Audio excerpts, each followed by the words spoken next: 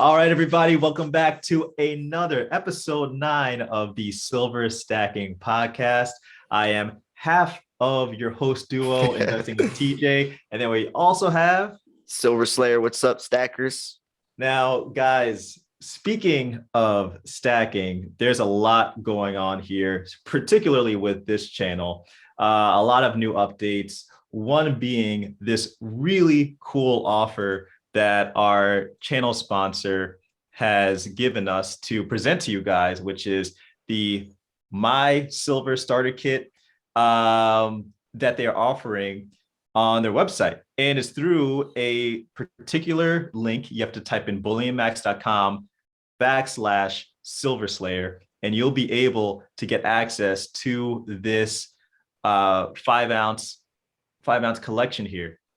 So we announced this in our last video, but just as a reminder for you guys, there's an American Eagle, Canadian Maple, Australian Philharmonic, Buffalo Round, 1-ounce silver bar. So definitely go here and make sure that you add these 5 ounces to your stack. Again, that's through our channel sponsor, Bullion Max. And thank you again, Bullion Max, for sponsoring the channel. Now, there's one particular coin on here, a coin that's not on here, that Silver Slayer actually wants to talk to you guys a little bit about. Now, he did make an unboxing video about this, but perhaps I can, before going into this, Silver Slayer, can you tell us a little bit about, now the title of this video is Best Coins of 2022. So far from what you've seen, what is your favorite coin so far of 2022? Definitely the koalas. Definitely by far. And by the way, that Bullion Max deal, it's below employee pricing too. So, and by the time this podcast comes up, it might honestly only have a couple days left. So get on that. But these coins I have in my hand are by far the coolest coins. I've seen probably a decade of, no, probably 7 years of koalas since I started stacking. I loved them. But this year, if you can't tell, my video on my channel shows them better, but they have completely switched the design up like 100%. And these are actually TJ's. I already have the other winners packaged up, but yeah, those capsules look nice too. Oh yeah. Perthman always has top of the line silver, and even the obverse is completely switched up, like the queen's face, and it's so cool. I think nowadays, and I actually started thinking about this, I think now just as we're advancing so much, silver coins are going to start looking cooler. Honestly, just with technology and stuff. And it just makes me happy because I was not expecting that when I unboxed those. And you saw my general reaction, because I did not see the design at all until I saw them in person, and it was so cool. So, and honestly, I like the packaging on this too, and I can actually show. Let me share my screen here so people can actually see your video. But this, I like how they package these with this cross, tying it up like that. And play a little bit of your reaction here. 2022 koalas yet, but oh my gosh. Yeah. They switched the entire type of design up. Yeah, I was so shocked. Especially in Bullion Max, they package their silver better than anyone I've ever seen.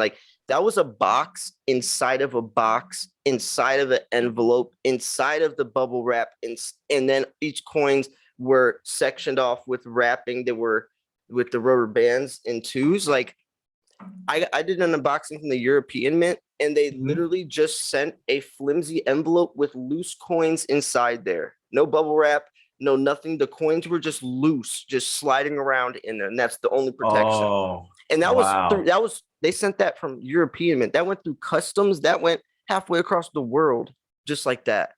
And were they covered in or were they in any capsules? Yeah, they were in capsules, but that was the only protection. That easily could have got cracked if because it's going through customs. Oh yeah, internationally. Yeah, I gave them a D- rating, and Bullion Max is always A+. and honestly, because that was a sponsored video from the European Mint, and like they saw me give them that rating. Like he emailed me and he was like, I'm really sorry about the packaging. He was like, I'm gonna I think probably like fired that employee, honestly. But he was like, you know, I'm glad that you gave us an honest review and we'll work on that. So Yeah, man. Like, especially when it comes to overseas shipping and like planes, like I've heard like people just like in the bottom of the plane where they toss a lot of like luggage and stuff. And maybe some people who work on planes who watch this channel may know better than me, but they just toss things in there and just like throw things on top of each other. And think about your luggage when you travel across the country. I mean, I've heard like people just like toss your luggage just anywhere, Yeah. So I mean, just imagine what could possibly happen. The worst case scenario, this thing gets cracked, your silver gets cracked, gets like a scratch on it or something. And But people could tell it's silver too. Like like with Bullion Max, like there's no sliding or anything. But like with that, like you could easily tell there was some type of coins in there, which is so dangerous because my name on there says Silver Slayer as well. It's pretty obvious, you know. Yeah. So packaging, like I always determine like how good a company is. Like I would always recommend Bullion Max over European Mint just from packaging alone, honestly. That's a good point. Should we take a little bit more look at this video a little bit more? Yeah, you can. Yeah, because at the end, I really start to show. And if you update the quality, because I think it's like probably like 1080 or something. Yeah, that's at 360. Go to quality and go to 1080. You could really see the design. Oh yeah, just updated the shine on it. Yeah. I get like probably scroll like a little farther through and like I really get into the detail of how much design that coin has. It's pretty cool. Like man, those things are sick. More of a collectability factor to them. I think you talked about the collectability here. Completely different. This is like the type 1 and type 2 Eagle type of difference. Like these look nothing like the previous years. And I definitely think that's going to drive more of a collectability factor to them. Yeah. I think that's the cool point right there. The fact that they have these different designs. I think you first told me about that with the koalas. It adds that collectability. And for someone like me, I'm pretty much I've always been somewhat of like an artsy kind of guy. So I've always appreciated a little bit of that extra effort that kind of goes into the artwork on things. Like even when it came to back in the day when he had CDs, like the way that people kind of create the artwork. And then looking at my dad's record collection and seeing how much detail went into like the actual creation of the record, like it's so cool to be able to, you can only get that with physical things, you know what I mean? And be able to like touch it. And like, of course, with this, you don't want to get too many milk spots on it, but you can just tell by the relief of the actual design on top of the actual metal. I mean, on top of the actual silver, like the relief and like the detail of the grooves on the koala. It's so cool. Yeah, you're gonna love these. And it's 4/9 fine silver. I didn't know koalas were 4. I always thought they were 3/9 fine. So maybe they changed that this year. I mean, these things are shiny, man. Like even on the video, we could just tell. You're gonna, because it's like a matted finish all around, and the koala is the only thing that has that like shine, so it just makes them pop. Yeah, so like kind of like the back where the like this is all matted, and then just that koala is like what's like the mirror on it. So like, you could see in that picture, kind of like, dude, you're gonna love them. Like, man, I'm pumped when these come in. But yeah, guys, this is just one of the reasons why we want to show you some silver right at the top of this video. We've been talking a lot about silver and like, talking about storage and other things. But at the end of the day, the cool thing about it and being a silver stacker is that there's actually, craftsmanship that goes into these things. And sometimes it's just nice to just take a look at it and appreciate the craftsmanship that goes into it. I used to do that a lot. Like when I started, like I would just play with my silver stack all the time. Like once a day, I would stack on my silver. And now I guess I've been stacking for so long, I don't really do that much anymore. And I think like, it's not that I don't like it. Like I'm obsessed with silver. I think just like after you have something for so long, you get used to it. But these coins, I just got like brought that back, which is really cool. because like I've been so used to seeing so much of like the same type of coins. Like when I got these, it brought back that original feeling of when I used to get coins. So Exactly. And sometimes it's just a matter of like, you might keep it in a safe, you might keep it hidden away, and you just kind of forget about it sometimes. But if you have it out, and of course, this is just up to your how comfortable you are just yeah, having them out, it's easy to like look at them and just appreciate the artwork in it. And again, I've even said, even in the last episode, like some people, like I even have some like small amounts of silver out here just so I can reach it and grab it and show you guys. And it's just nice to take a look at it and appreciate the artwork of it. And again, in the last episode, I did talk about how some people might be comfortable with leaving their car out on the street. And man, that is beautiful. that's a Is that the koala? 19. This is a 1989 Panda. Oh, are you serious? 1989, dude. One of the, like this is the earliest by far design I ever have. And look at how Yeah, shiny that thing the is. design, like back then, the pandas looked like so much different, Mhm. like so much different.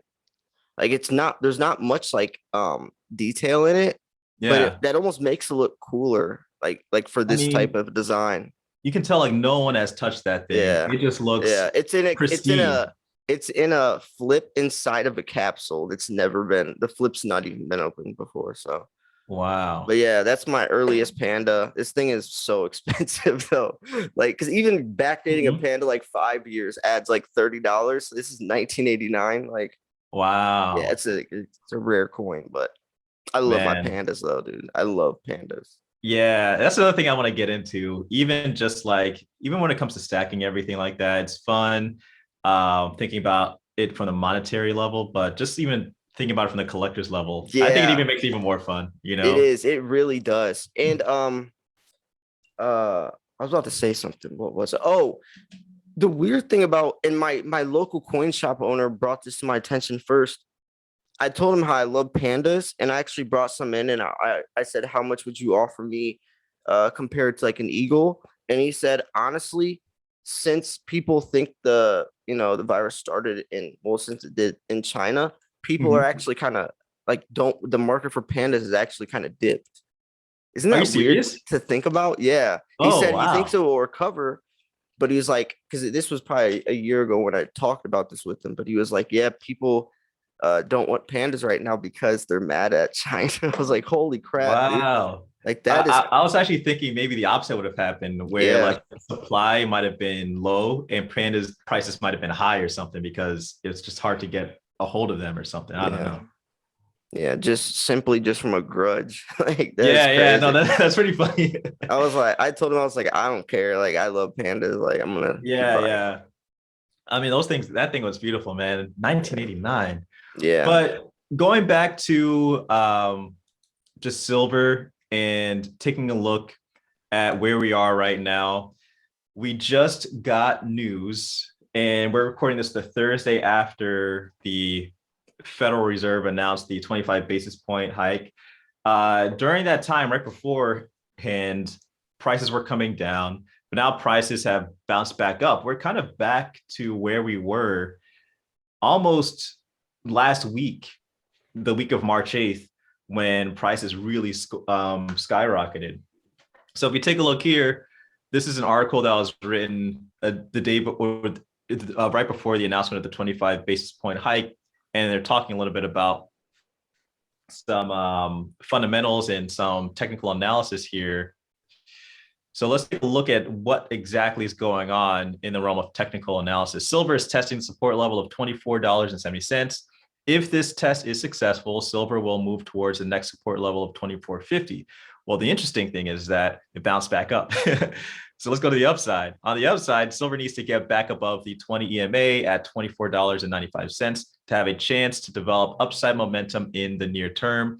The next resistance level for silver is $25.30. Did it break through And that last night? When I was recording a video, it was at 25.30. yeah, So, and right now silver's at 25.42. oh, nice. So yeah, we're in a nice healthy area. And after that, the next resistance level, as you can see here, or I'm sorry, the if silver settles above the resistance of 25.30, it will head towards the next of 25.60 and then move above at that afterwards. Now, the reason why I bring this up is because a lot of people, when they see prices rise, this is also one of those things that I think is a thing that's talked about in behavioral economics, where you see the price rise and you want to jump in with everybody else because they're talking about silver. People don't really talk about assets until they start doing really, really well price wise, paper dollar wise. But honestly, when people are talking about it a lot, for someone who's new, they may get upset if they get in and they put all their money in at that point, and then the price corrects on them. Honestly, what a lot of people should maybe consider is just dollar cost averaging, and similar to what you do with your retirement account. You don't even really think about it. You're just kind of like buying just over and over again every 2 weeks without even thinking about it, whether the ticker symbol goes up or down. Now, this isn't investment advice, but for most people, they say that humans are the worst investors, humans are the worst traders, and that's because we just behaviorally, when we think that the time to get in, we think the time to get in is when the prices are pretty much too high. And when the prices are low and they're crashing, that's when we want to avoid it. But honestly, it should be the opposite. So, but if you're a little bit more skilled, there's something that I do want to let you know about. And this is called the money weighted return. You might also have heard it called IRR.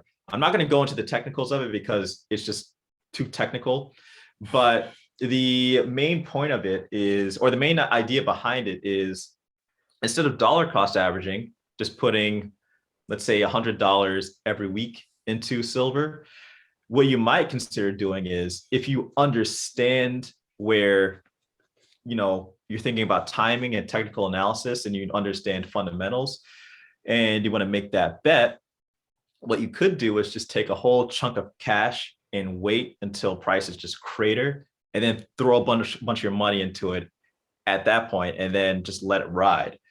So the idea behind money weighted return is, there's actually a return that you get based on when you put money into an investment. So they take a look at cash inflows, cash outflows of an investment, and that basically is your return. So, or that basically sets up the basis for your return. So think about it this way: you put $100 into something that is $100, and then it goes up to $101. You made a 1% return. But imagine if that thing craters down to $50 and you've just been holding it. Sure, you haven't been dollar cost averaging, but you put all that money in and you're saving it all up at $50, and then you just let it ride and goes all the way up to 101. Your money weighted return is a little bit better than someone who just gets in at 100. So if you want to learn a little bit more about this, I highly suggest that you read a little bit more about it. But if you just want to learn another way, or to get an idea or an introduction into another way of getting into silver, and You don't should like take his dollar potential class. So there's a course coming out. I'm just kidding. Yes, you should do like a 6-week. You should do like a 6-week course on this stuff. Honestly, like, I would sign up for it and just like charge like $9.99, to enter a 6-week course. Like, that'd be so cool. Well, honestly, I mean, it'd be pretty cool to like talk about it, but honestly, that's considered like investment advice though, if you did like something like that? well, so there's a difference between people who are trying to become financial advisors and people who are becoming quote unquote financial coaches. So that's why you see people who technically, maybe some might assume they're financial advisors, but they can get away with making courses because they are considered financial coaches. So there aren't really any regulations around that. But you should do that, dude. Like, that, because you have so much knowledge. Like, I don't know. Just throwing something out there. But. No, it'll be a cool idea, but maybe at later. This point, maybe later. I think also I'm just kind of like, I don't know. I'm not at that point yet in my. I'm also just like, I don't know about teaching. No, just But like a one-time course of just like just like the basics, the fundamentals of like the more technical side of things. You know, you could even yeah, start off with like, what does a resistance level? What does support level mean? Like stuff right. that simple. Because honestly, I've had to explain that to people. Like Mhm. resistance is what it's trying to break above, support's what it's trying to stay above. You know, like a Right. lot of people just get into silver from just more of like a maybe a prepper SHTF.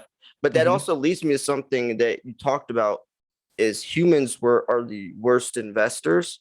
And that Mhm. reminded me of like the VCPMI, like that artificial trading robot that they use. Like, do you look into that type of stuff? Like AI types of trading and So there is. So I actually have a friend who is really into coding, and he's even talked about this before. I personally am.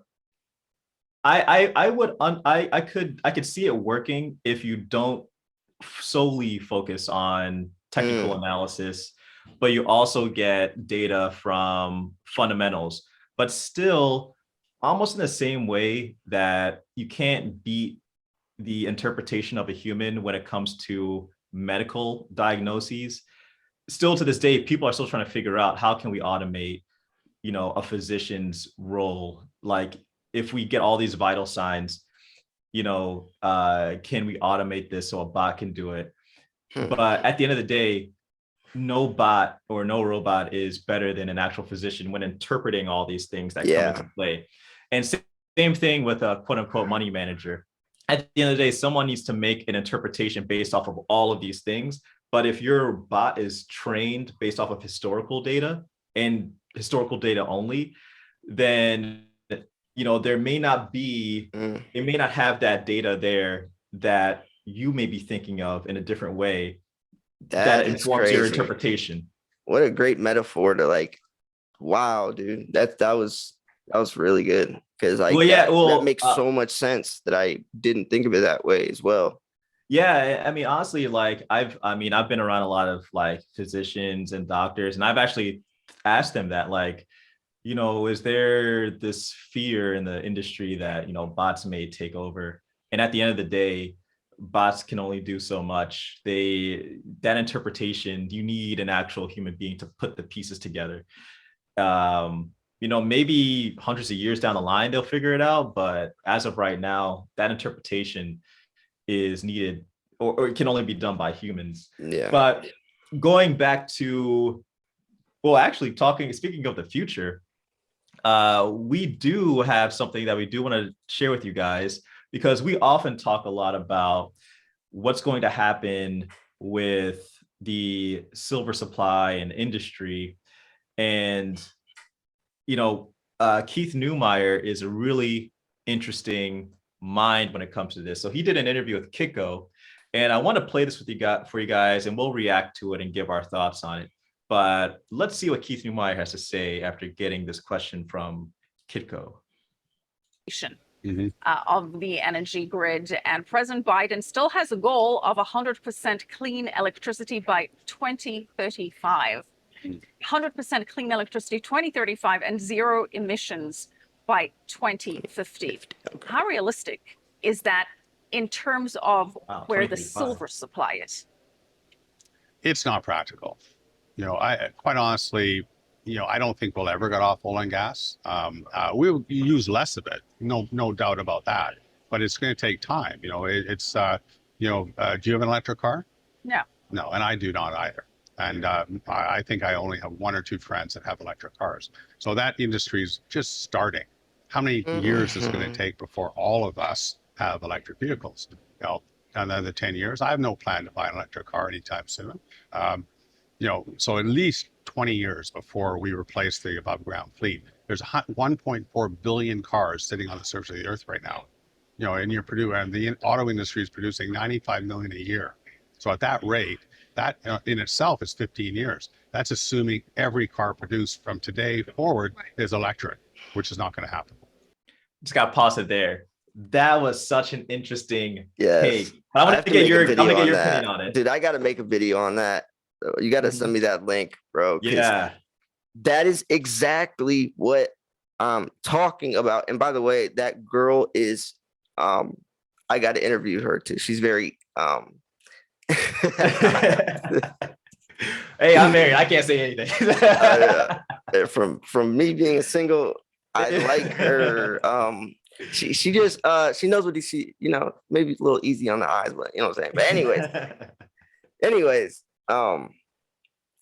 that is exactly what I'm talking about. He said it didn't even start yet. Like there's a silver shortage, but we haven't even, it's like before the beginning. Like imagine in like 10 years from now, what the demand for silver would be just with EVs alone, not talking about solar panels and 5G towers and silver lithium ion batteries and all the other things. Like if there's already a shortage making these premiums, like, you know, go up, I can't imagine what it's going to be like.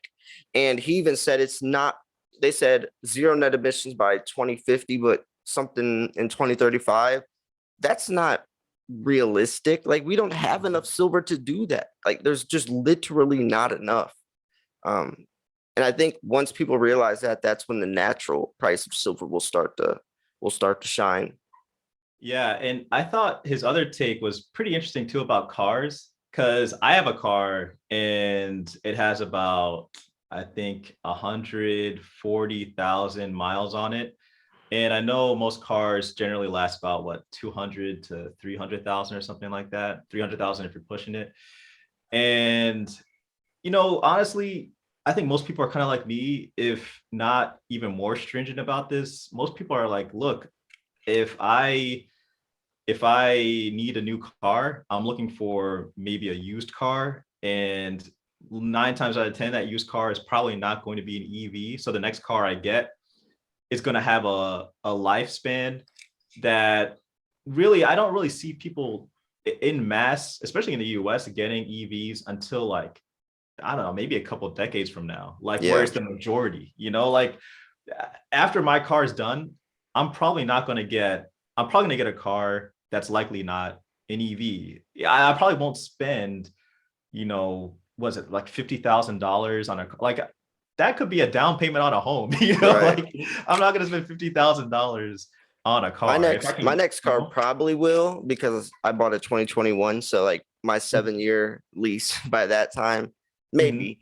But there's actually an interesting like I made an article about this where every automobile company by the year 2030 is gonna be electric or trying to go electric. Like Volvo, what I think was the most recent, but by then, like just imagine like okay, so there's probably, like, what do you think the percentages of nowadays of like the gas to electric car ratio is like being produced?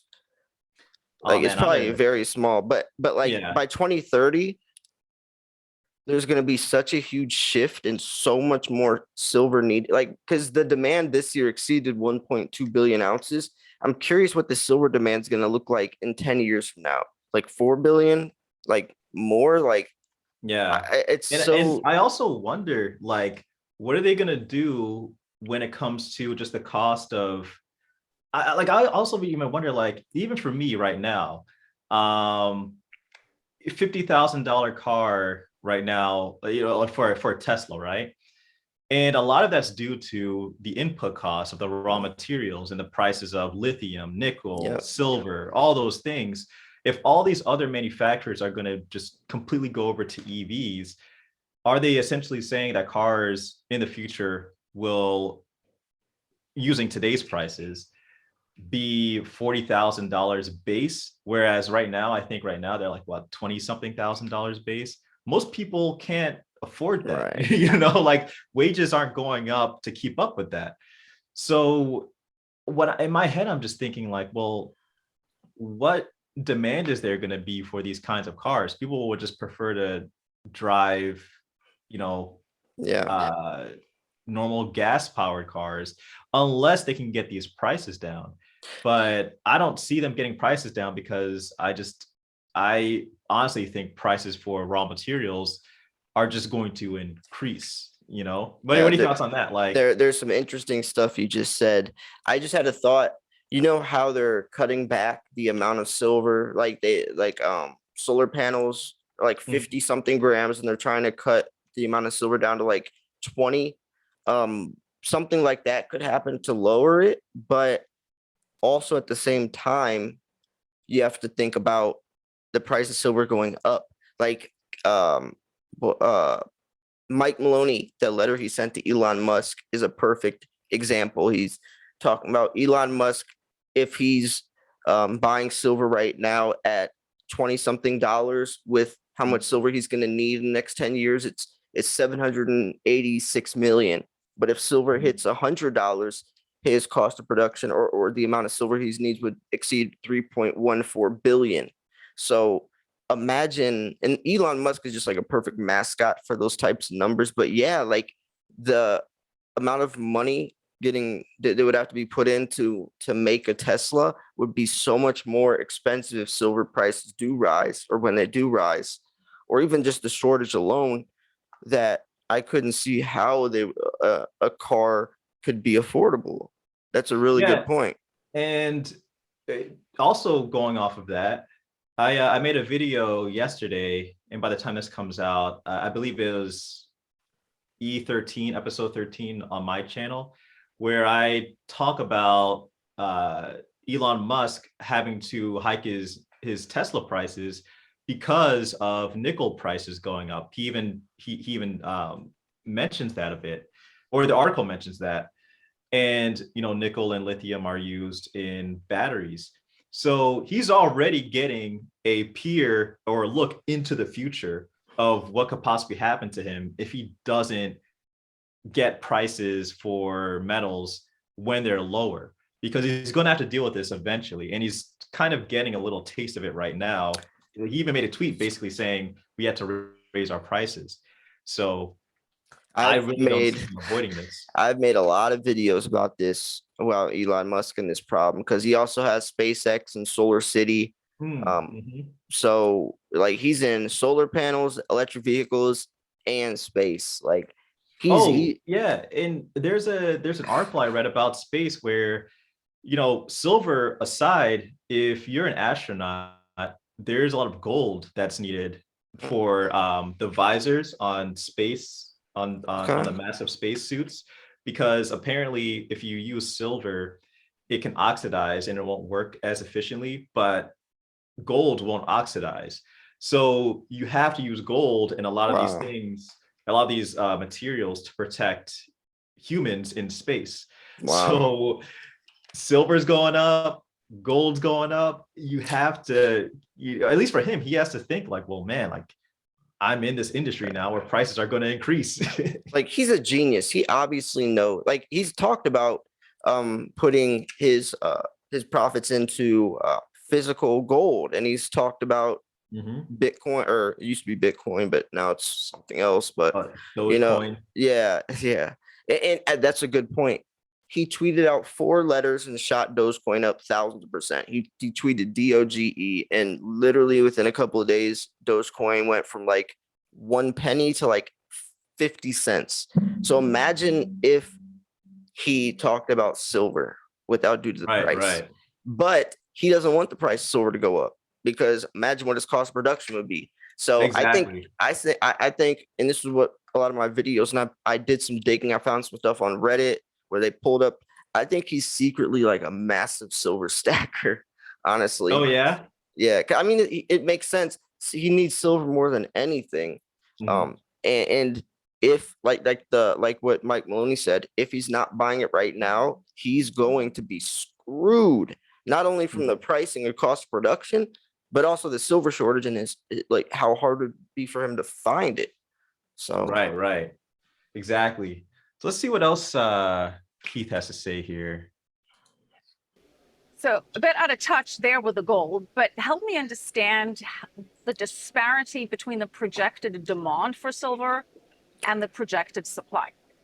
Well, your number that you threw out earlier about the 1.1 billion that the Silver Institute has estimated for 2022. Yeah. I've heard numbers as high as 1.4 billion for 2022. So, whatever the number is, it's more than we're producing. So these ounces are coming from somewhere. There's a limited amount of silver sitting on the surface in investment hoards. Once that's gone, there's no place to get the silver. So one thing has to happen. Silver prices have to go up. So how long is it going to take for the mining sector to react? It's a decade, 10 to 15 years to get a mine into production from the day that the management teams decide to bring a mine into production. And yet, so what he said there is really interesting. There is a cycle for supply and demand that I also want to talk about a bit for people when it comes to mining and production. So Keith, obviously, he runs a company, so he knows this. It takes about 10 to 15 years to get a mine online, but during that time, demand is still there. And during that time, that's when you see prices really go up, because demand is saying, hey, we need some silver, we need silver. But the production, it takes about 10 to 15 years for it to get online. But then once it does, then you'll start to see, okay, there's too much supply for demand. We're not at that point. We're at the other point where some people have said that we really have just kicked off a new quote unquote super cycle, where in 2021 it really got kicked off, where there's a demand and supply mismatch, and then 10 to 15 years from now, maybe that's when we'll start to catch up. But currently right now, demand will likely continue to outweigh supply. So he's right, and there's something to be, there's just something to consider when you're thinking about pricing and where things could possibly go. So again, maybe going back to people who are looking to get into silver, find times when you can get prices low, because likely it's just going to keep going up. Investing 101, low supply, high demand, shoots the price up. Right? Exactly. And mm-hmm. Man, I want to interview him.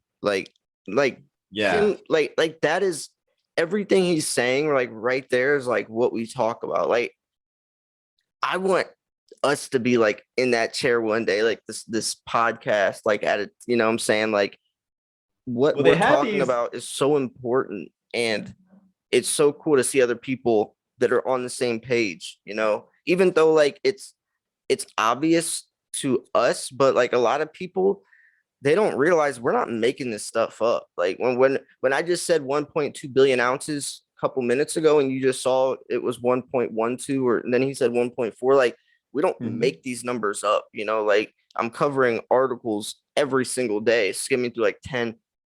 When we talk about the silver shortage, when we talk about all this, like there's real potential, and there's real reasons why we say get into silver. It's not just to talk about it or just to make content. Like you got to get in now, or you're gonna, I can't imagine in 10, 15 years the people will be saying, man, I wish I could go back to 2022 and pay $25 for an ounce of silver, so that, I'm sure people say that even now. Like for myself, when I got into gold and silver back in 2019, it was like 17 or something.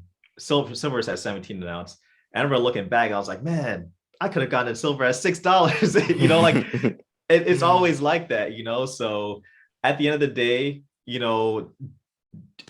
just get in, make sure you have a plan or strategy though, and just enjoy the ride, honestly. So guys, this was a great episode. Honestly, we had a fun time talking about the silver supply, where things are going right now, technical analysis, but also some of these new coins that are coming out this year. Also, I believe we have another poll, right, Silver Slayer? We want to do? Yeah. So essentially, we want to figure out how long you've been stacking. So before we leave here, let's ask you this. How long have you been stacking? And actually, you should have already seen the poll, so maybe you've already been answering it. But from 0 to 5 months, from 6 to 12 months, from 1 year to 4 years, and then from 5 years on. And let us know how long you've been stacking. I'll also throw my vote in there, and we'll see how long people have, been silver stackers. Because I'm actually pretty curious. We put out some other polls, so now we'll be able to kind of like piece all the data together to see. Okay, how are people thinking? I think most people are going to be the 0 to 5 months, but there'll also be a strong number in the 6 months to a year. I'm more so leaning towards, I think it'll be a lot of people 0 to 5, but then I assume there'll be a lot more people who are 5+. I bet it's either, I think it's going to be the extremes. I think it's going to be people who have been in it for a long time. I don't think there's going to be many at 5+ unless they're lying. Well, I think likely it'll be split. Like I'll be surprised. I think it'll be like 80% 0 to 5, 20% 5+, and then smaller numbers in between. Or actually, that doesn't make any sense. That's a full 100. But you understand what I'm saying. Have you ever seen your in your analytics, like what your average age is for your viewers? It's pretty interesting. Like most of mine are like 50 to 60+. Most of my viewers are, I would say, I've actually seen the breakdown. It kind of has changed. I would say 35, 50 something, and 60. They're all pretty much the same though. Like, it's all like 35 through 60+. They're all pretty much the same. No one really in the teenage age, if it was crypto, I feel like it would. My audience, 18 to 24 years is 2.8%. 55 to 64 is the most with 23%. And then 65+ is 20%. So, wow. Yeah, I'm gonna check mine. So mine, nothing between 13 to 24. 25 to 34, 8.3%. 35 to 44, 27. 45 to 54, 25. 55 to 64, 26, and 65+, 11. So pretty much, I would say, like late millennials all the way up to young baby boomers or late baby boomers. That's so cool that like people, that are much older than us still watch our stuff. You would think that shout out to you all. Like we all love you. Exactly. No matter what age you are. It's just kind of cool that like they still would listen to our advice and listen to us, because I would assume that they would think like, oh, these young kids, they don't know what they're talking about. But that age really doesn't matter, especially like I've been stacking for like 7+ years. Like, so no matter what age I am, that makes no difference with what I've learned. So exactly. And honestly, I like to listen to what some of these older guys have talked about too, because like they'll hit me to some knowledge and tell me stuff that was going on in the 60s and 70s, and I'm like, oh man, that's pretty cool information. Like I interviewed the owner of my local coin shop. He's been stacking for 45 years. Like he used to go on the road or out of his car, his trunk, and sell precious metals. And it's not 45 years old. Like that's how long he's been doing this. So like that type of just knowledge is so powerful. So so shout out to everyone. But everyone watching, and hopefully we get some more people. Hit that subscribe button down below. Share this video. Educate people in your family and community about precious metals so we can get more stackers on board. And also take a look at this video here. We mess that up every time. I gotta figure out which direction. I think it is this for me. It is. But thanks again, and have a good one.